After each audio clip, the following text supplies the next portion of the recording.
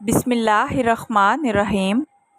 اگر مرغی شوربے والی پکانی ہو تو اسے پکانے سے 10 سے 15 منٹ پہلے لیموں کا رس اور سرکہ لگا کر رکھ دیں، پھر گھی میں تل کر مسالہ ڈال کر پکائیں تو بہت لذیذ بنے گی۔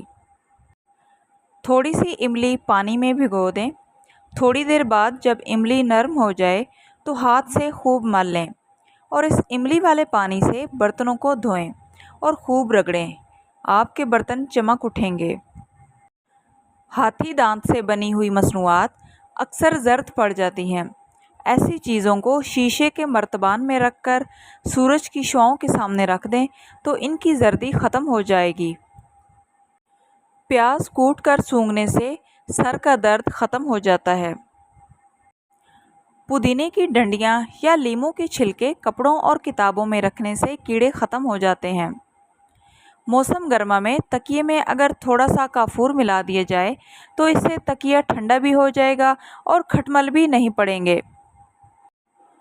بارش کے موسم میں گھر میں لوبان کی دھونی ضرور دیں، اس سے سیلن ختم ہو جاتی ہے۔